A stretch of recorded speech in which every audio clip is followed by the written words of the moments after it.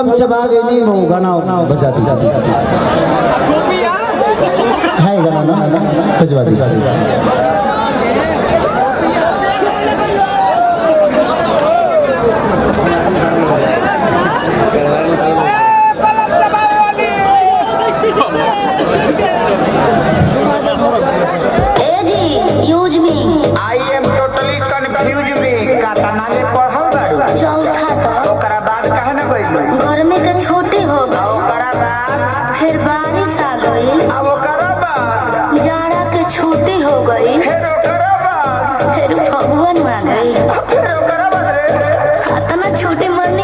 पढ़े की आदत है छोटे बैगन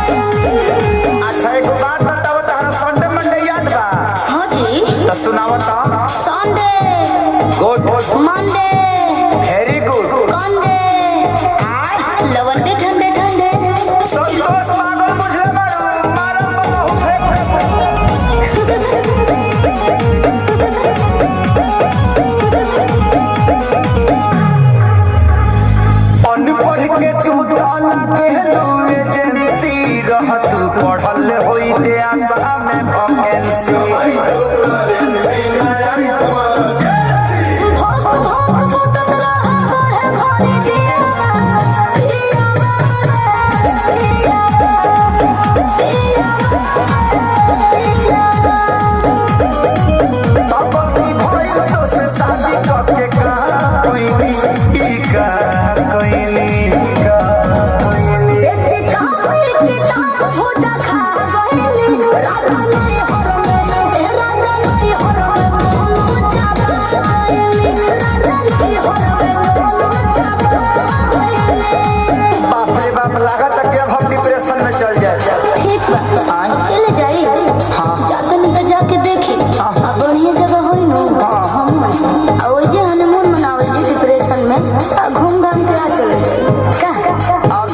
सब दूसरा बना देबे का भाई कुछ गलती हो गल का ना ना ना तू गलती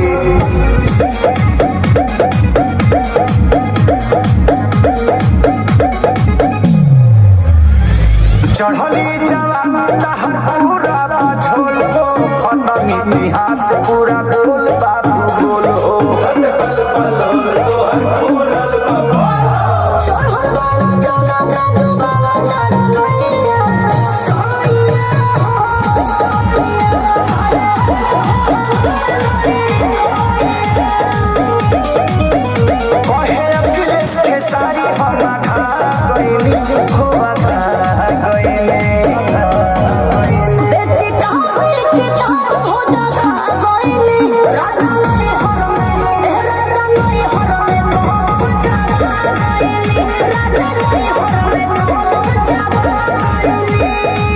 लास्ट में तरह से को सवाल पूछी ना जी ये बताओ कि लिंग क तरह के होला 3 तरह के कौन कौन स्त्रीलिंग यस पुल्लिंग बिल्कुल यस अडरलिंग अब बुझा गल दुर्गेश नहीं बना देबे ते हमके पूछी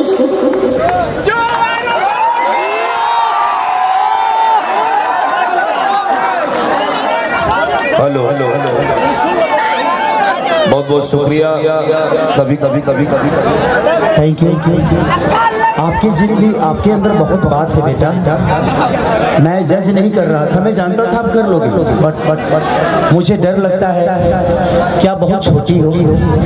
इस उम्र में आपके गांव नगर में, मार्केट में, स्कूल में ये दुनिया आपको ट्रोल करेगी। बट कोशिश करो, थोड़ी सी हाइट बढ़ाओ, थोड़ा सा एज और बढ़ने दो, आप बहुत अच्छा करोगे। अपने रिहर्सल को हमेशा जारी रखेंगे। Best of luck, best of luck. Thank you. इस बच्चे के लिए एक जोरदार ताली बजा दो।